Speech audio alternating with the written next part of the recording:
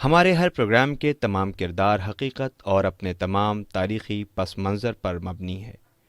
اس میں ہر طرح کے خیالی اور میتھیکل پہلوؤں سے پرہیز کیا گیا ہے، لیکن ویژول سچویشن کے اعتبار سے بعض جگہ پر اسکیچ ٹیکنک سے کام لیا گیا ہے، جو تصوراتی ہوتے ہوئے بھی حقیقت سے بہت قریب ہے۔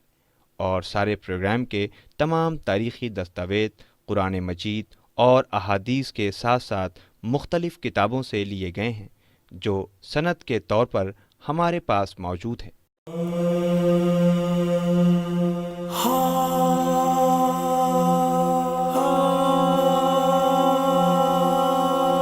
یا غریب کربلا، یا غریب کربلا، یا غریب کربلا، یا غریب کربلا، یا غریب کربلا،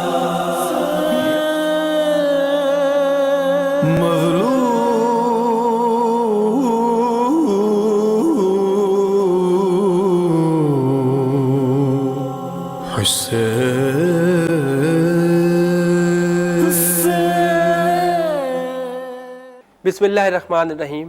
ناظرین سلام علیکم، میں ہوں حسن آصف۔ پیش خدمت ہے آپ کا اپنا اور اسپیشل پروگرام کربلا اور حضرت امام حسین علیہ السلام۔ ناظرین، یہ ہمارا پروگرام خاص کر محرم کے سلسلے سے آج ہم اپنے اس ایپیسوڈ میں بات کریں گے امام حسین علیہ السلام کے اس آخری ہدیے کے بارے میں جو آپ نے اللہ کی بارگاہ میں پیش کیا۔ اسلام دین توحید ہے۔ اسلام کی بنیاد کلمہ لا الہ الا اللہ ہے۔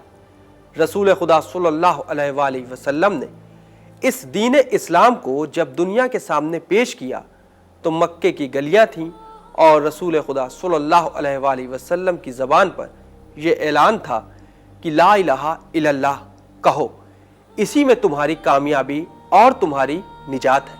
سب کا کام اسی کی بندگی کرنا ہے۔ انبیاء علیہ السلام نے اسی کی عبادت کی، مرسلین نے اسی کا سجدہ کیا، ائمہ معصومین علیہ السلام نے ہمیشہ اسی کے سامنے سر جھکایا۔ ہر نبی نے اس توحید کے لیے مصائب بھی اٹھائے اور انہوں نے سب سے یہی کہا کہ تم بھی وہی کرتے جاؤ تاکہ بندگی کا حق تو ادا ہو جائے۔ اور جن لوگوں نے اس سبق کو سیکھ لیا انہوں نے وہ کمال حاصل کر لیا جہاں تک دنیا کے دوسرے انسان نہ پہنچ سکے۔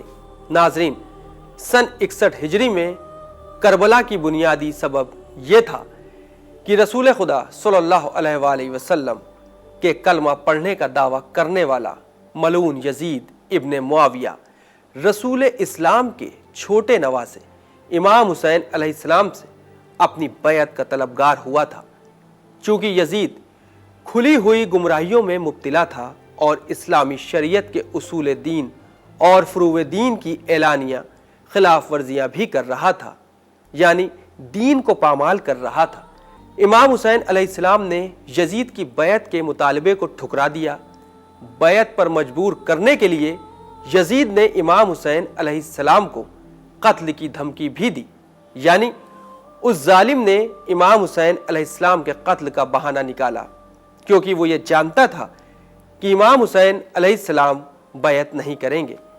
امام حسین علیہ السلام نے جب دیکھا کہ مدینے میں رہنا دشوار ہے تو انہوں نے اپنے بچوں، بیویوں اور عزیز و اقارب اور باوفا اصحاب کو ساتھ لیا۔ ایک مدت تک صحرا با صحرا ہوتے ہوئے کربلا کی سرزمین پر پہنچے۔ محرم کا چاند نمودار ہوا۔ امام مظلوم نے اپنے بھرے گھر پر نظر ڈالی، بیویوں پر نظر ڈالی، آیت تطہیر کی تفسیر نظروں کے سامنے آ گئی، زمین خریدی، بیویوں کے پردے کا خاص انتظام کیا، دریائے فرات کے کنارے خیمے نصب ہوئے، مگر دشمن کی فوج نے اس پر اعتراض کیا۔ امام حسین علیہ السلام نے لڑائی میں پہل نہ ہو اس سے بچنے کے لیے دریا کے کنارے سے خیمے ہٹوا دیے۔ امام حسین علیہ السلام نے کردار رسول کو زندہ رکھا تھا، کیونکہ رسول خدا صلی اللہ علیہ وآلہ وسلم نے ایک وقت یہ کہا تھا، حسین منی و انا من الحسین، یعنی حسین مجھ سے ہے اور میں حسین سے ہوں۔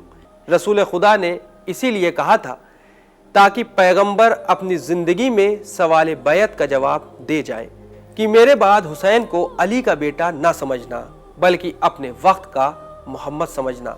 اس لیے حسین ہے منیت رسول کا وعدہ، نمائندہ، پنجتن کا آخری چراغ۔ حضرت آدم سے لے کر خاتم النبی تک ساری نبوتوں کے تاج حسین کے سر پر رکھا ہے۔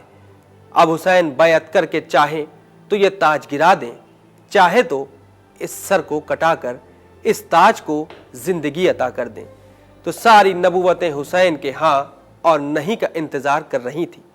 عاشور کے دن ساری نبوتوں کا مستقبل امام حسین علیہ السلام کی ایک ہاں اور نہیں کے درمیان میں تھا۔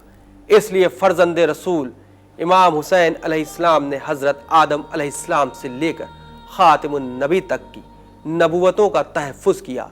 ناظرین، فرزند رسول حضرت امام حسین علیہ السلام نے تمام نبوتوں کو بچانے کے لیے کربلا میں مصیبتوں کو گلے لگا لیا اور پھر وہ آخری رات آ گئی۔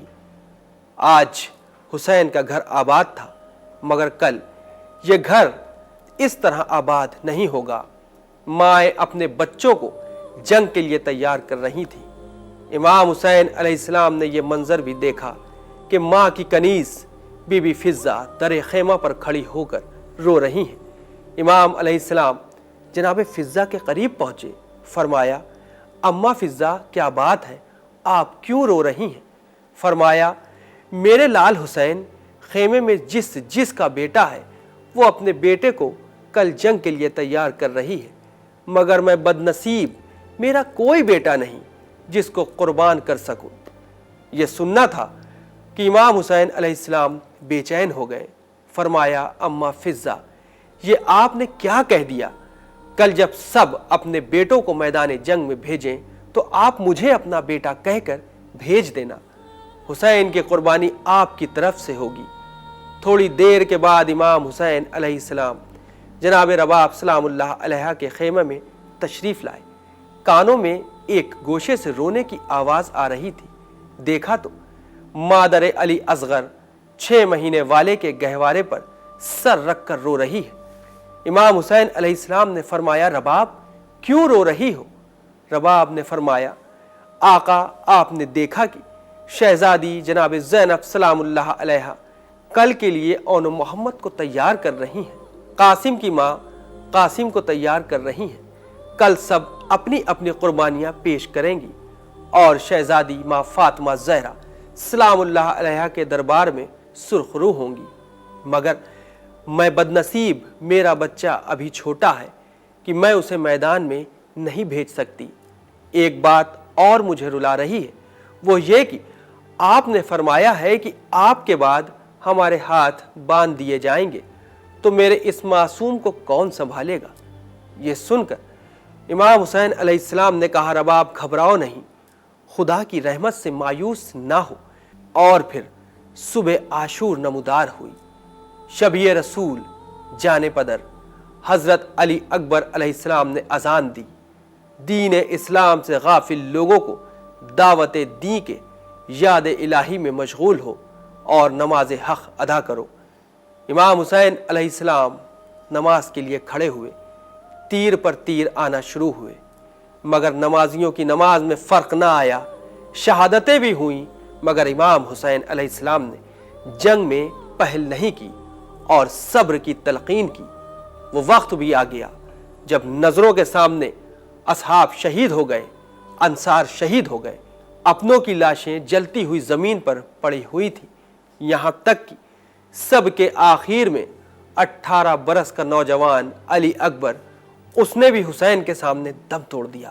امام حسین علیہ السلام در خیمہ پر پہنچ کر آواز دی، بہن زینب اور ام کلثوم تم پر میرا آخری سلام، اور پھر اہل حرم سے رخصت ہو کر میدان کارزار میدان کربلا میں تشریف لائے اور فرمایا ہے کوئی ہمارا مددگار کہ جو اس عالم بے کسی میں ہماری مدد کرے۔ اب امام حسین علیہ السلام یہی فرما ہی رہے تھے کہ خیمے کی جانب سے سیدانیوں کے رونے کی آواز آئی۔ امام حسین علیہ السلام خیمے کی طرف آئے، کہا بیویوں میں نے کہا ہے میری زندگی میں نہ رونا، پھر تم سب کیوں روئے؟ کہا ہم کیا کریں، آپ کی آواز استغاثہ سننے کے بعد اس 6 ماہ کے بچے نے اپنے آپ کو جھولے سے گرا دیا۔ ناظرین، میرا دل اس ننھے مجاہد شہزادے سے یہ کہنا چاہتا ہے کہ شہزادے، شب عاشور جب امام حسین علیہ السلام نے یہ فرما دیا تھا کہ آپ کا نام شہداء میں شامل ہے، تو امام حسین علیہ السلام خود ہی آپ کو میدان کربلا میں لے کر آ جاتے اور آپ بھی شہید ہو جاتے۔ یہ آپ نے اپنے کو جھولے سے کیوں گرا دیا؟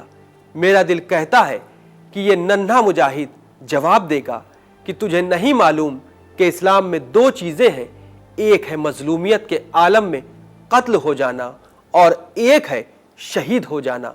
مقتول ہونا دوسری شے ہے اور شہید ہونا دوسری شے ہے۔ اس لیے اپنے کو گہوارے سے گرا دیا کہ بابا آئیے، تمنا شہادت میرے دل میں بھی کروٹیں لے رہی ہے۔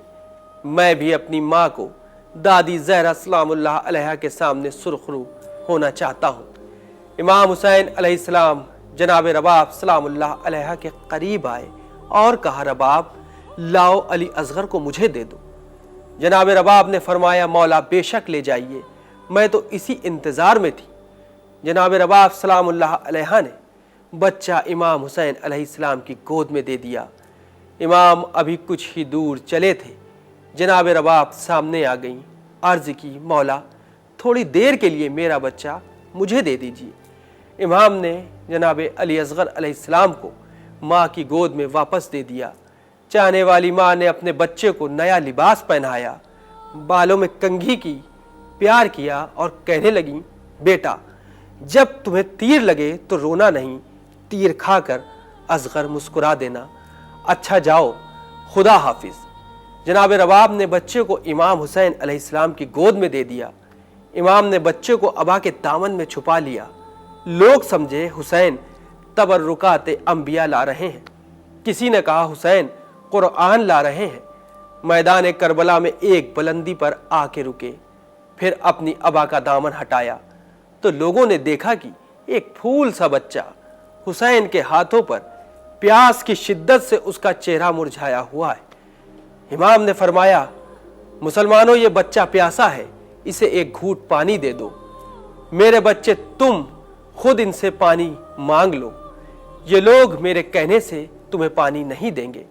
بچے نے ہونٹوں پر سوکھی ہوئی زبان پھیرنا شروع کی۔ یہ منظر دیکھ کر فوج منہ پھیر کر رونے لگی۔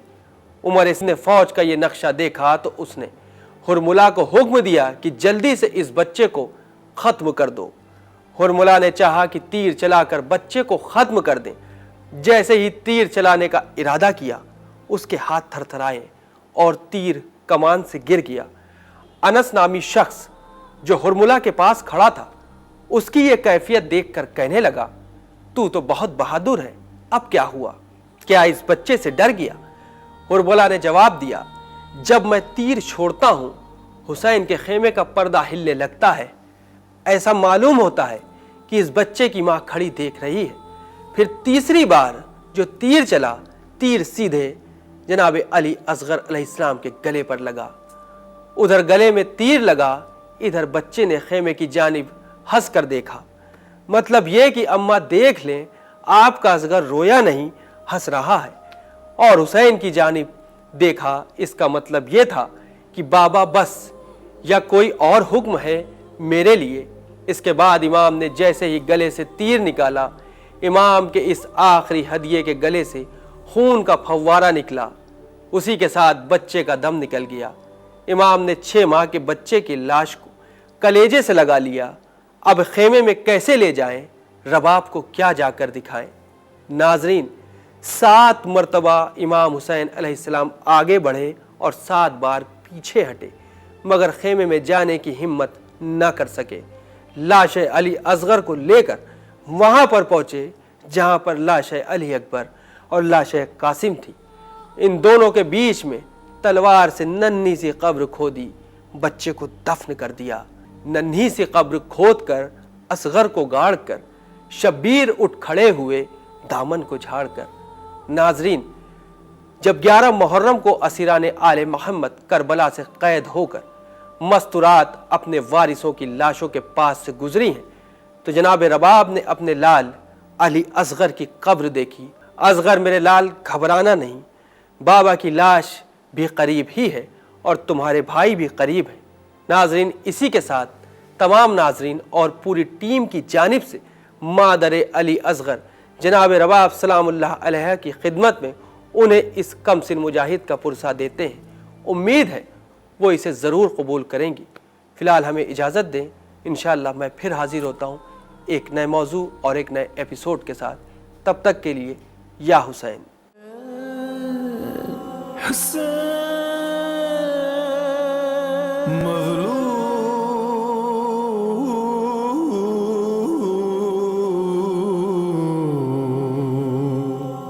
حسین